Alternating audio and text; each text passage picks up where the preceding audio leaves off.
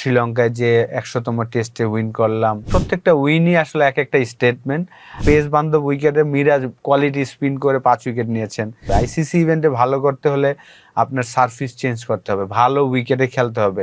আরেকটা জিনিস, এবার আমরা যাই এবার একটু ক্রিকেট থেকে, যদি আমরা ঈদ থেকে একটু ডিফারেন্ট টপিকে আসি। রিসেন্ট হচ্ছে যে পাকিস্তান সিরিজ, যেটা আমরা আসলেই একটা ডিফারেন্ট পাকিস্তান সিরিজ হলো, ডোমিনেট করে জিতলাম পাকিস্তানের বিপক্ষে। ব্যাপারটা কিন্তু বাংলাদেশের জন্য বিশাল বড় একটা ব্যাপার, অ্যাচিভমেন্ট। সবাই দেখলাম খেললো, পুরো বাংলার টাইগাররা যেন খেললো, এমন একটা ফ্লেভার।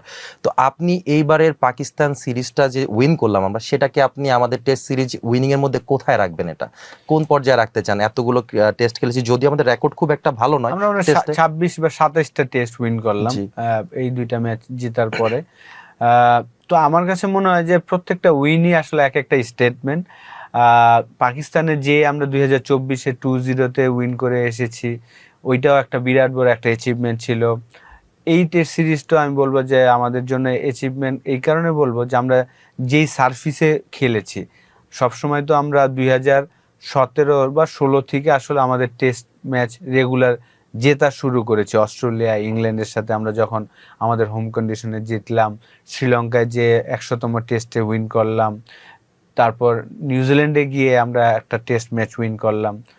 এই যে আমাদের জেতাগুলা, আমাদের হোম কন্ডিশনে যখন আমরা জিততাম, আগে আমরা উইকেটের একটা হেল্প নেওয়ার চেষ্টা করতাম, যে পেস বোলার না আমরা স্পিনার ডমিনেট উইকেট তৈরি করার চেষ্টা করতাম। কিন্তু লাস্ট 6 মান্থ যদি আমরা ফলো করে থাকি, আমরা কিন্তু ওইখান থেকে বের হয়ে এসেছি। আমাদের হেড কোচ ফিল সিমন্স বলেন, আমরা যারা আছি আমরাও রিয়েলাইজ করছি যে আসলে আমাদের আইসিসি ইভেন্টে যে আমাদের ভালো করতে হবে। আইসিসি ইভেন্টে ভালো করতে হলে আপনার সার্ফিস চেঞ্জ করতে হবে, ভালো উইকেটে খেলতে হবে।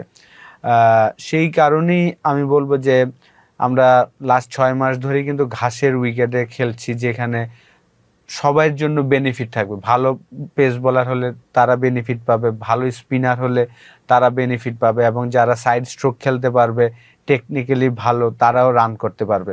তো সেই কারণে আমি বলবো যে পাকিস্তানের সাথে ২টা টেস্ট ম্যাচই কিন্তু আমরা খুব স্পোর্টিং উইকেটে খেলেছি। সেখানে দেখা গিয়েছে যে ফার্স্ট ইনিংসে মিরাজ ৫ উইকেট পেয়েছেন, চমৎকার পেস ফার্স্ট ইনিংসে। হ্যাঁ, আর কি পেস বান্ধব উইকেটে মিরাজ কোয়ালিটি স্পিন করে ৫ উইকেট নিয়েছেন। সেকেন্ড ইনিংসে দেখা গিয়েছে ফাস্ট বোলার উইকেট নিয়েছেন এবং ব্যাটসম্যানরা 100 করছেন। তো এই কারণে আমি বলবো যে এই টেস্ট সিরিজটাও একটা ভালো জায়গায় থাকবে, কিন্তু প্রত্যেকটা উইনই আমি মনে করি যে এক একটা স্টেটমেন্ট।